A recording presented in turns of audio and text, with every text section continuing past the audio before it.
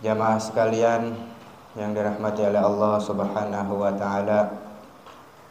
Puji syukur kita kehadirat Allah yang telah memberikan kita nikmat sehat, nikmat panjang umur, dan yang paling besar adalah nikmat iman dan nikmat Islam. Sehingga kita menjadi umat yang dirahmati oleh Allah Subhanahu wa taala, yaitu umat baginda Nabi besar Muhammad sallallahu alaihi wasallam.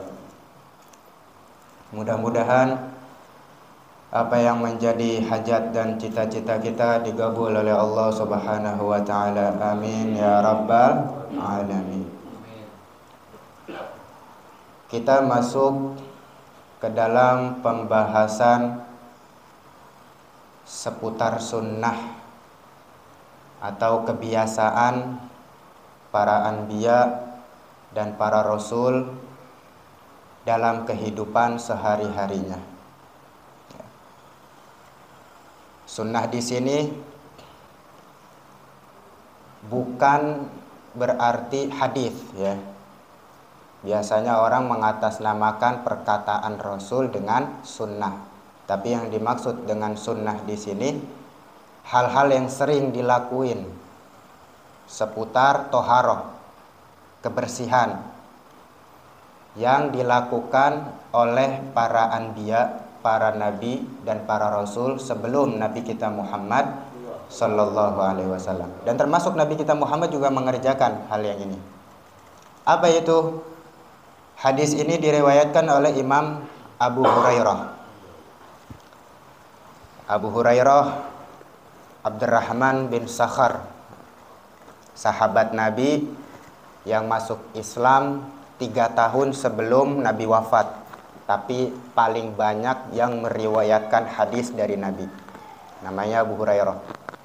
Abu Hurairah masuk Islam 3 tahun kemudian Rasulullah wafat.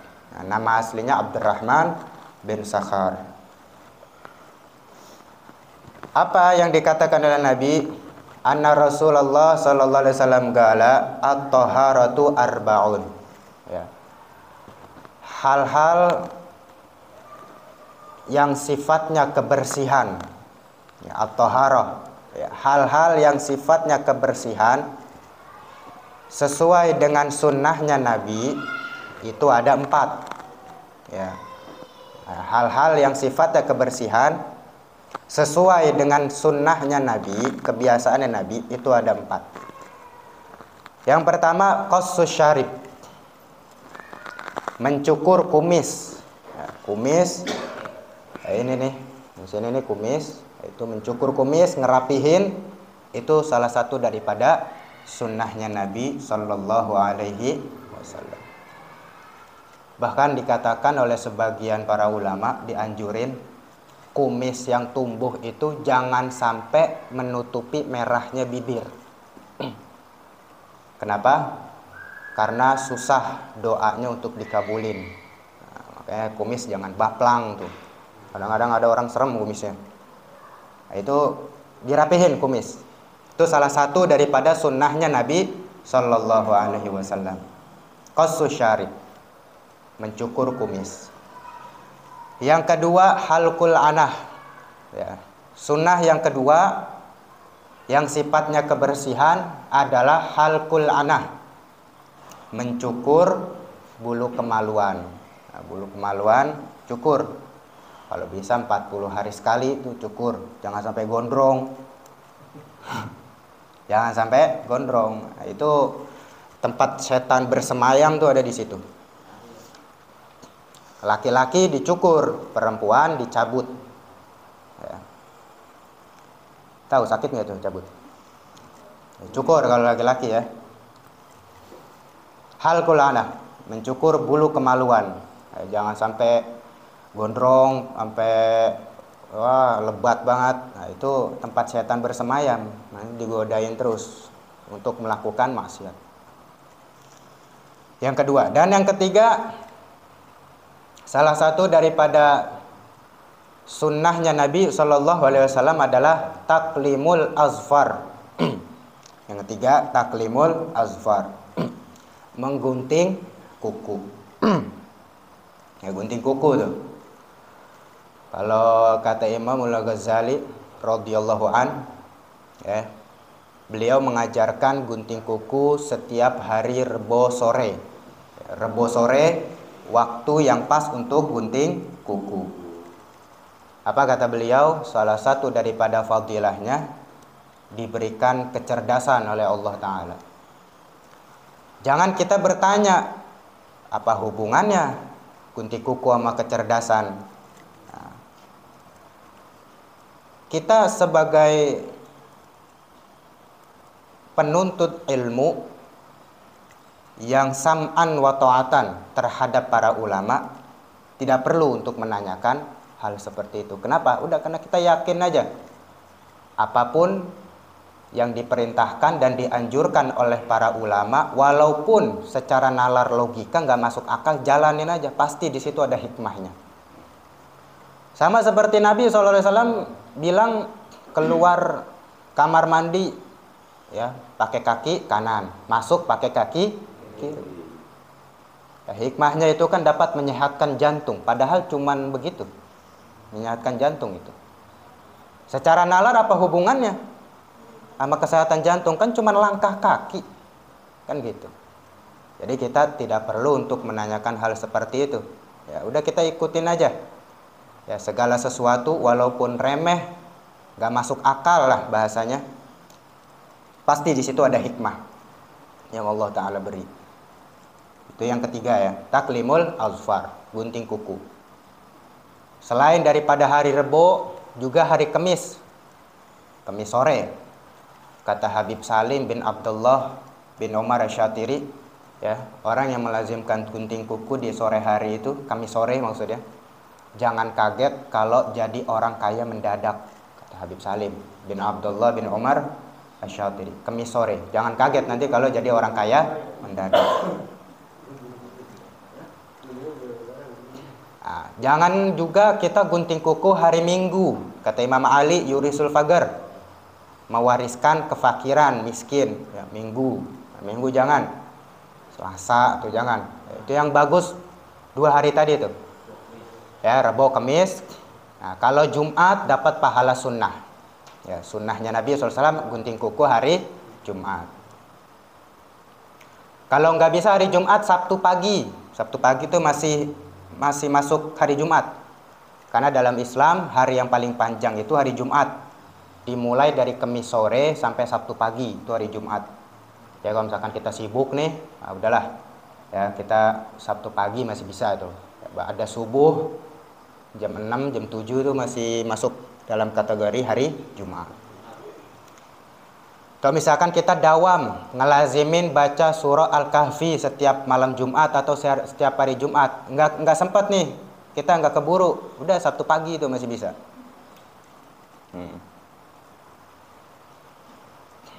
Jadi yang bagus tadi hari apa? Rebo, Kamis, Rebo sore, Kamis sore, dan hari Jumat.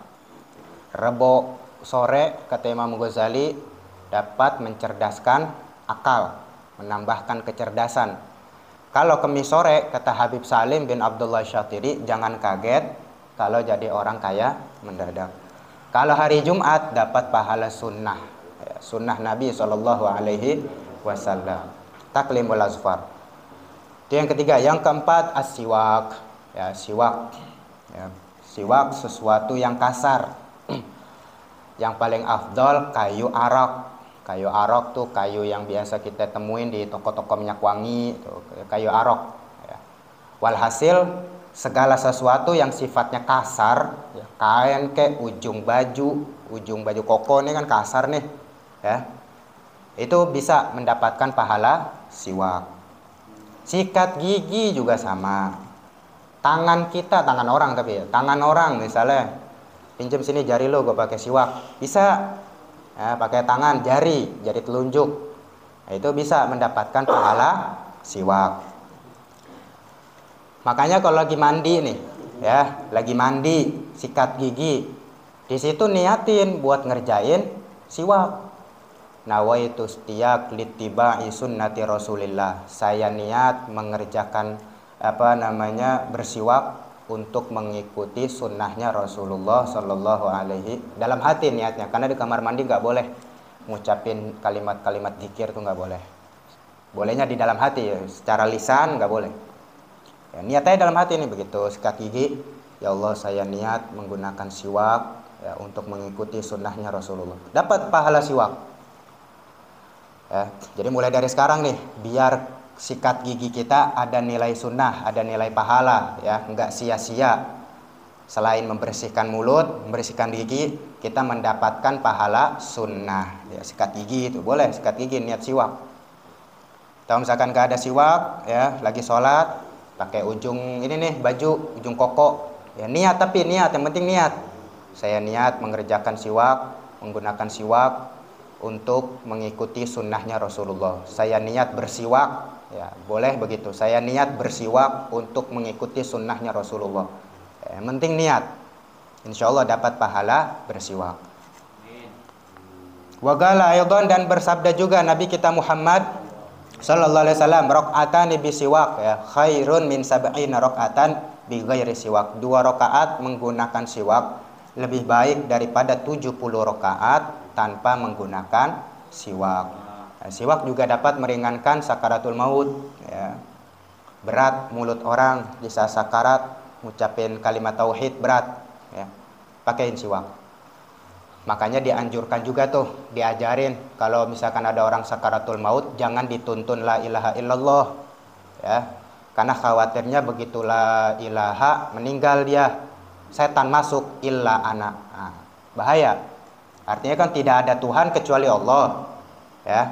La ilaha artinya tidak ada Tuhan. Setan masuk di situ illa ana. Berarti dia menuhankan setan. Nauzubillahi min. Oke, kalau misalkan ada orang sekarat, tuntunnya Allah, Allah, Allah, begitu nuntunnya. Ya. Kalau la ilaha illallah berat buat orang sekarat. Wa qala aydan sittatun min sunanil mursalin. Satu hadis lagi nih ya. Wa qala aydan sittatun min sunanil mursalin. Ada 6 perkara ya, termasuk daripada sunnahnya para rasul, dari mulai Nabi Adam sampai Nabi kita Muhammad Sallallahu Alaihi Wasallam mengerjakan 6 perkara ini ya. Sittatun min sunanil mursalin, ada 6 perkara ya yang menjadi kebiasaan para rasul. Para rasul sering ngerjain ini gitu maksudnya. Yang pertama apa? Al-haya, sifat malu ya, malu. Malu di sini bukan malu ditawarin duit tapi kita nolak ya. Tapi malu di sini malu yang bermaksiat kepada Allah Subhanahu wa taala. Jadi ketika pengen maksiat itu malu. Ya. Atau ngelihat orang ibadahnya lebih rajin, kita malu sama Allah. Jadi dimaksud dengan haya, sifat malu di sini malu kepada Allah Subhanahu wa taala. Kan sifat malu itu timbul sebab akal pikiran kita itu sadar. Sifat malu ya, itu ada, timbul adanya sifat malu sebab musabab akal pikiran kita itu sadar. Kalau akal pikiran kita nggak sadar, kita nggak bakalan malu. Makanya kenapa orang yang maksiat, begitu dia lagi berzina, nggak ada istilah dia ingat ayat Quran, ingat haram, ingat neraka, ingat dosa, nggak ada. Begitu selesai maksiat baru dikembaliin lagi akalnya sama Allah, baru dia sadar. Orang minum khamar, nggak ada orang minum khamar ingat gitu, neraka, ayat Quran ini dosa, ini haram, di alam kubur begini, nggak ada. Orang maksiat begitu nggak ada. Kenapa? Karena akalnya nggak sadar. Jadi bisa timbul juga sifat haya, sifat malu kepada Allah Ta'ala, bisa juga disebabkan dengan sifat muraqabah. Muraqabah itu sifat yang kayak ada CCTV di kehidupan kita gitu. Selalu diawasi sama Allah Ta'ala. Waduh, nih Allah ngeliatin gua terus nih. Waduh, Allah nih lagi mantau gua terus nih. Nah, tuh dirasakan sama dia. Kalau dia sudah bisa memiliki sifat muraqabah, ya, sifat yang senantiasa diawasi, dilihat gitu sama Allah Ta'ala. Nah, itu bisa mendatangkan sifat al-haya, sifat malu. Sama juga orang maksiat. Bagi orang maksiat, dia menganggap ya seolah-olah Allah nggak ngelihat. Orang maksiat kan begitu. Ntar begitu udah puas nafsunya, baru udah dia ingat, oh iya, astagfirullahaladzim, ya Allah. Gitu. Itu sifat malu. Ya, cara mendatangkannya itu, ya senantiasa kita muraqabah, merasa diawasi sama Allah Ta'ala. Itu yang pertama. Yang kedua, al-hilim, lapang dada ya. Sebagaimana dikatakan di dalam Al-Quran, wa ibadur rahman alladzina yamshuna 'alal ardi haunan wa idza khatabahumul jahiluna qalu salama. Hamba-hamba Allah yang Maha Rahman ya, yakni para anbiya, para rasul, orang-orang soleh, mereka berjalan di muka bumi ya, haunan, tenang, cuek, nggak peduli sama omongan orang-orang yang menghujat. Ya mereka jalan-jalan udah, nggak peduli mau orang mau kata apa, mau orang menghujat, nggak peduli mereka. Ya, asal yang dijalaninnya, yang diajarkan dan dilakukannya itu sesuai dengan perintah Allah Subhanahu wa Ta'ala. Nggak peduli orang mau ngomong apa, selagi Allah ridho jalan aja. Begitu.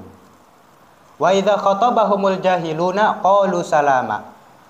Apabila ada orang jahil, ada orang yang nggak senang menghujat mereka, ya, qalu salama, mereka bilang salama. Salama itu apa ya bahasanya kalau di kita itu, udahlah serah dia, udah itu salama, udahlah serah dia, gua nggak numpang hidup juga sama dia, gitu. Salama, nggak peduli, ya selagi Allah ridho, cuek aja udah jalan. Ya, al-hilim, yang kedua sifat al-hilim, lapang dada. Ya mereka nggak peduli orang mau ngomong apa, nggak peduli. Ya, artinya nggak peduli, udah hilim, lapang dada aja, doain yang baik-baik dapat hidayah. Itu derajat tinggi, orang tinggi derajat begitu. Ya, sifat hilim, lapang dada, hampir-hampir nyaris jadi nabi. Seandai kata tiket jadi nabi itu masih ada, orang hilim yang jadi nabi. Ya, beda sama sabar. Kalau sabar dikatain tapi kita masih ngedumel. Gitu. Sabar itu namanya. Tapi kalau hilim kita dikatain, maafin plus mendoakan yang baik-baik. Ya, panjang umur lo, sehat afiat, mudah-mudahan begini-begini. Doain yang baik-baik. Itu hilim namanya. Ya, makanya hampir jadi nabi nih orang sifat hilim nih, lapang dada. Itu yang kedua. Lanjut yang ketiga, al-hijamah. Ya, hijamah bekam. Ya, dibekam. Ya, salah satu daripada kebiasaan para rasul. Ya, para rasul tuh dibekam lu, hijamah. Ada sahabat kan yang minum darah bekamnya Nabi kan, haram masuk neraka. Dibekam. Kalau kita laki-laki, perempuan kan ada istilah haid. Ya. Kalau kita laki-laki dibekam.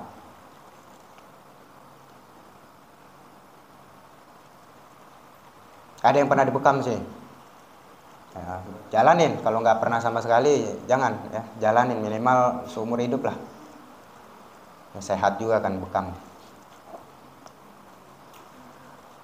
Wal hijama bekam, dan yang keempat asyiwak. Nah, kembali lagi tuh tadi ke fadilah yang pertama, asyiwak. Ya, siwak salah satu daripada sunnahnya para rasul. Wa ta'attur, ya, menggunakan wewangian, minyak wangi. Ya, ta'atur. Manto barihuhu zada akluh, kata Imam Syafi'i. Siapa yang wangi, ya, demen pakai minyak wangi, zada akluh, bertambah akalnya, kecerdasannya bertambah. Pakai minyak wangi. Ya, dan zolim kita kalau saudara kita keganggu gara-gara bau. Ya, zolim. Misalnya bau ketek misalnya, bau mulut. Ya, kecium sama saudara kita nih, sama teman kita, keganggu dia, zalim kita. Lagi sholat misalnya, ya, bacaan Fatihah kan pelan, kalau pelan kan pakai napas tuh. Kecium baunya, bau dia, nggak nyaman, nggak khusyuk sholatnya, zalim, dosa kita. Itu. Bau badan, ya, pakai minyak wangi makanya. Itu salah satu daripada sunnahnya para rasul, khususnya Nabi kita Muhammad sallallahu alaihi wasallam. pakai minyak wangi. Nah ini nih makanya yang dibilang kemarin tuh siapa si Panji Gumilang ya, lagi sholat jaga jarak, bau pete, bau ini. Ya makanya kan dianjur kita pakai minyak wangi, kita atur pakai minyak wangi. Itu yang kelima. Dan yang keenam, nah ini mungkin agak sensitif nih. Kasratul azwaj, banyak menikah. Nah, ya banyak menikah deh. Salah satu daripada sunnahnya para rasul. Cuman kalau kita mah ya para Nabi Sulaiman punya istri 300, orang kaya sepanjang sejarah manusia. Nabi Sulaiman 300 bininya. Orang Karang buset dihujat. Itu Pak Nabi Sulaiman istri 300. Nabi siapa? Allahumma sholli ala Muhammad. Nabi Ibrahim ya. Istrinya 4. Yang masyhur kan 2 ya, Hajar sama Sarah. Yang masyhur. Itu bininya 4 Nabi Ibrahim. Nabi kita Muhammad 9. Nah. Cuman itu khususiat lah, khususiat untuk para anbiya, para rasul. Ya, kalau kita nggak bisa kita 9 ya, batas 4. Itu pun harus lulus persyaratannya ya. Boleh sih secara hukum boleh, tapi harus syarat-syaratnya harus dipenuhi ya, seperti dia adil ya, membagi waktu, nafkah dan lain sebagainya begitu. Dan tanggung jawabnya juga harus dia terima risiko ya, kan semua beban dia, dosa-dosanya dia kan dilariin ke kita itu. Di akhirat nanggungnya lebih berat lagi ya. Ya ini referensi aja supaya kita bisa mengenal daripada sunnah-sunnahnya para anbiya dan para rasul ya. Wallahu a'lam bishawab. Rabbi zidna ilma warzuqna fahma. Bismillahirrahmanirrahim. Alhamdulillahirabbil alamin. Hamdan yuwafi ni'amahu wa yukafi mazidah. Ya Rabbana lakal hamdu kama yanbaghi li jalali wajhika wa li'azimi sultanika. Allahumma shalli wa sallim ala sayyidina Muhammad wa ala ali sayyidina Muhammad. Allahumma rzuqna fahman nabiyyin wa hifzal mursalin wa ilhamal malaikatil muqarrabin wa futuhal arifin bi jahi sayyidil mursalin. Allahumma hadina bihudak wa ja'alna mimman yusari'u fi ridhak wa la tuwallina waliyan siwak wa la taj'alna mimman khalafa amraka wa 'asak wa hasbunallahu wa ni'mal wakil ni'mal maula wa ya ni'man nasir wa la haula wa la quwwata illa billahil aliyyil azim. Rabbana taqabbal minna du'aana wa la tukhayyib raja'ana wa khtim bi sholihati a'malana wa ajalana wa khtim bi sholihati a'malana wa ajalana wa khtim bi sholihati a'malana wa ajalana ya farijal ham ya kashifal gham ya man li 'abdihi yaghfir wa yarham. Rabbana atina fid dunya hasanah wa fil akhirati hasanah wa qina adzaban nar. Wa sallallahu ala sayyidina Muhammadin wa ala alihi washabihi wasallam. Walhamdulillahi rabbil alamin. Alhamdulillah ala ni'amillah. Alhamdulillah ala barakatillah. Alhamdulillahi hamdan yuwafi ni'amahu wa yukafi'u mazidah. Walhamdulillahi rabbil alamin. Ya Rasulullah salamun alaik ya rafi'a sya'ni wa daraji ya Rasulullah salamun alaik ya rafi'a sya'ni wa daraji ya Rasulullah salamun alaik asyani wa daraji. Allahumma salli wa sallim wa barik alaihi wa ala alihi. Assalamualaikum warahmatullahi wabarakatuh.